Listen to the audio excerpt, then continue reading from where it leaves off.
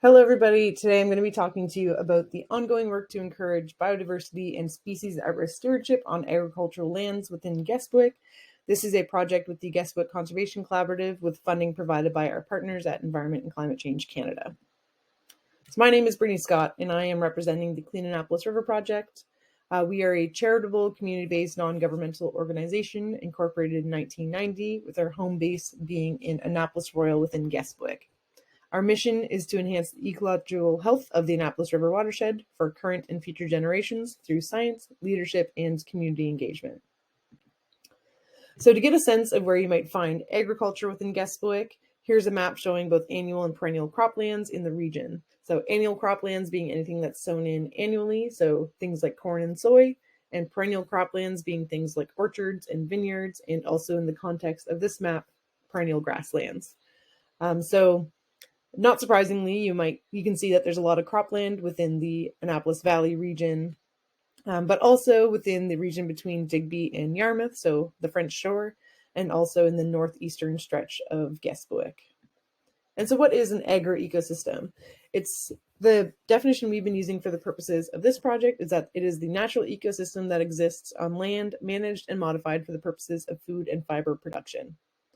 And so we look at agro-ecosystems very holistically in this project. So we include all habitats you might expect to find on a farm within Kespukwitk. So this includes perennial and annual croplands, wetlands, infrastructure such as roads and barns, woodland, grassland, and riparian and aquatic ecosystems. So for example, we have this farm on the right here. This is a farm we've done a number of projects with, and we've delineated the various habitats on this farm. So this farm has a large woodlot associated to it. So a lot of hemlock is in this woodlot. So that's that whole green region is this woodlot. There's also forested wetlands. There's perennial and annual croplands, riparian areas, also infrastructure. So there's barns that house barn swallows. When it comes down to it, agro-ecosystems are very complex landscapes. And functioning agro-ecosystems are important for providing ecosystem services to farms. This includes things like pollination, pest control, flood control, erosion prevention, water filtration, and so much more than even what's on that list there. So for farms themselves, they depend on functioning agro-ecosystems for these services, but the health of agro-ecosystems can also be largely intertwined with the management practices in play on the farm. So with that context in mind, an important first step in this project was identifying the key threats that are facing biodiversity on agro-ecosystems within Kespukwitk. So to identify these threats, a series of talks took place between individuals and organizations within the conservation community. These are some of the examples of the types of threats that were identified. So things like pesticide use and light pollution, subsidized predation, so more gulls in the area, conversion of woodland to cropland, harvesting woodlands, monocropping, and so much more than even what's here. But out of these talks, these were the top threats that came out of them. So riparian areas being converted to pasture and croplands, monocropping in the context of creating homogenized landscapes, wetland infilling, and climate change in the context of less predictable water tables and more extreme temperatures. So we've identified, what were the main threats facing agro-ecosystems in Kespukwitk. So how do we address these threats? What do we do moving forward? So the next step was identifying strategies to address these threats. So a number of strategies were identified, which are all kind of shown on the screen here. So things like putting in shelter belts, improving stream crossings, using soil conservation practices, cover cropping, rotational grazing, and all of the rest of them there. But we really wanted to know which ones were the most feasible on farms in Kespukwitk. So at this point in the project, we really wanted to get producer input. So what were their thoughts on these strategies, but also what are the best ways to implement these strategies? So for instance, say we wanted to put in shelter belts on farms in Kespukwitk, is doing education outreach enough? Or do we need to come up with a cost share program? Or maybe there needs to be some way of providing labor. Does there need to be some type of compensation for lost crop space? Or, what other important considerations are there? I'm not a farmer, so this input was very valuable to this project. So out of these discussions, These are some of the key takeaways we got. So one, there's often very tight margins on a farm, so cost can be a big barrier. Two, there's also very limited hours in the day. So farmers are very busy. They don't necessarily have time to take on new projects.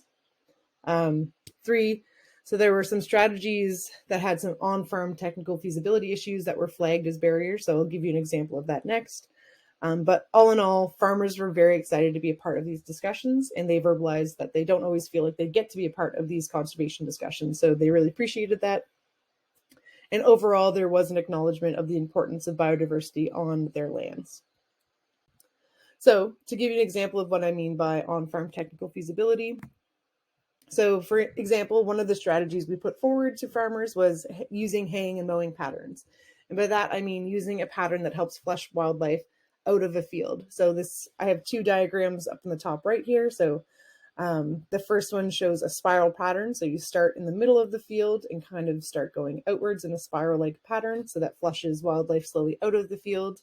Or to the farther right, there's a pattern that just simply goes one row after another, kind of flushing wildlife to one side of a field. So we brought this, we showed these patterns to farmers and asked, what do you think? And a barrier they put up was that there's often a reason for a given mowing pattern. So they follow the topography of the field when they are mowing. They also noted that, large modern tractors are not able to make such tight turns. So again, I'm not a farmer and have not driven one of these big tractors, so this was really great input to get.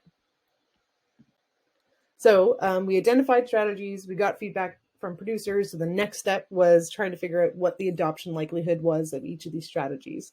So we used the input of the farmers to figure out this adoption likelihood. So we considered things like cost of farmer, time of farmer, economic cost, and technical feasibility of each strategy. So for instance, a strategy that was going to have a high cost to a farmer was going to rank low. A strategy that was going to take up a lot of the farmer's time was going to rank low. So a strategy that had some perceived major or continued income loss was going to rank low. So for instance, if we were putting in riparian areas and say we had to take a hectare of land out of cropping, that might be considered, a long-term economic loss to the farm. So that might make it rank lower. And then we also consider those technical feasibility. So if there was one of those kind of noted in our discussions, we made note of it and that went into this ranking system. So for instance, there was one of those technical feasibility issues flagged for mowing patterns. So if we consider two very similar strategies, so the creation of shelter belts through education and outreach, and the creation of shelter belts by covering costs of materials and providing labor. So if we start with education and outreach and we work through our adoption likelihood, so the farmer's gonna have to buy trees to plant the shelter belt. Farmer's gonna have to plant the trees, but there's no perceived long-term economic loss to the farm. And there was a technical feasibility issue flagged for this strategy actually. So it was noted that there's a general trend in the valley for bigger fields. So people don't want to separate out their fields anymore. So what was once 13 fields can now become one giant field. And this is to help accommodate modern machinery on farms. So now if we look at covering the costs for materials and providing labor to put in a shelter belt, so all of a sudden there's no cost on the farmer, there's no time crunch on the farmer, and it's the same no perceived loss and same technical feasibility issue. So in the end, creating shelter belts is going to be more feasible by covering the costs for materials and providing labor. So we wanted to consider both adoption likelihood, but also benefit to the target species and habitat.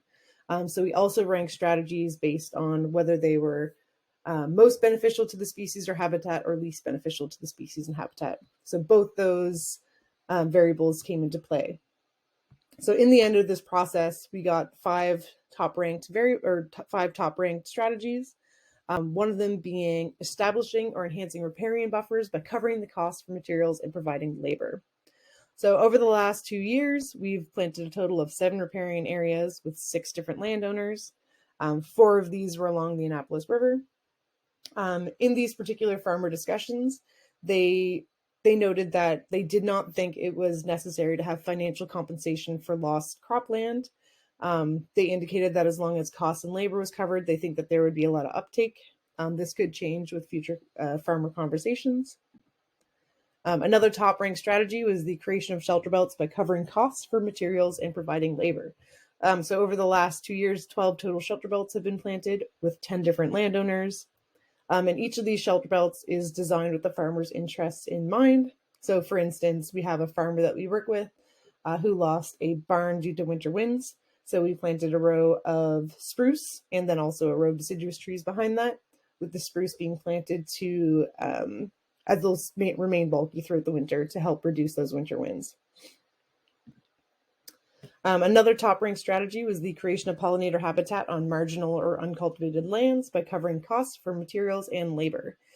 So this strategy generally involves planting pollinator mixes on farms. So we've planted a total of 3 sites so far, and we have 2 mixes in use. So one of our mixes is all native pollinators or native seeds, native flowers, so things like goldenrod, and our other mix is things like clovers. We have some farmers that are very worried about the idea of planting goldenrods near a cultivated area. So we offer both choices depending on what the farmer wants.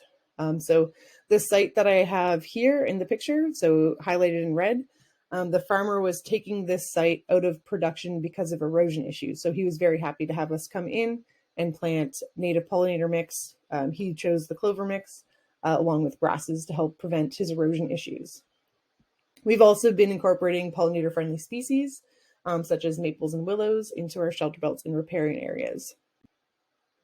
Another key strategy that came out of these discussions was establishing livestock exclusion fencing around sensitive natural habitats, such as wetlands and aquatic areas, and to do this by covering the costs for materials and providing labor. And another part of this that was flagged in our discussions was that there would need to be some consideration for long-term maintenance of these fences. So it's fine if we want to come in and buy the materials and put in the fence, but at the end of the day, 2 years down the line, there's going to be a lot of growth around that fence, and somebody has to do, the mowing underneath that or the maintenance that's involved into that. So that was something that was flagged in our discussions. And at this point, we have not had any uptake in this strategy. So a more recent strategy to be put into our list here is restoring wetlands on farms. So we have one potential site identified for this. So there's a local producer, livestock producer, that has an alder-dominated forested wetland, and there's a section of it that is cows like to cross.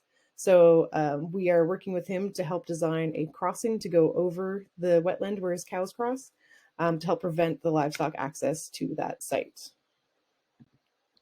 So it's kind of the trends that we're seeing so far. So shelter belts have had a lot of uptake. They're definitely the easiest strategy to implement, and they act as a great relationship builder for new producer partners. So farmers are excited to get trees put on their farm, and then that develops our relationship moving forward to maybe start implementing some other things. Livestock exclusion fencing has definitely been our most challenging strategy so far. And we're going to put some future work into targeted outreach to livestock producing groups. So some next steps. So we are going to continue our outreach to local farms and identify some new farming partners. As I just said, we're going to do some more targeted outreach. So put a focus on livestock producers themselves.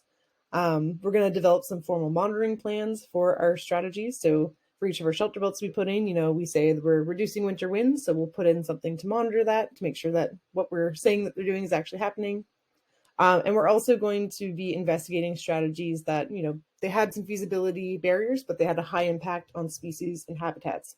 So for instance, things like delayed haying, where there was a lot of feasibility issues flagged by farmers, but it is a high impact to a species. So we're also going to be doing some work into how we could do this with farmers. Thank you, and feel free to reach out. Here's my email below. Thanks.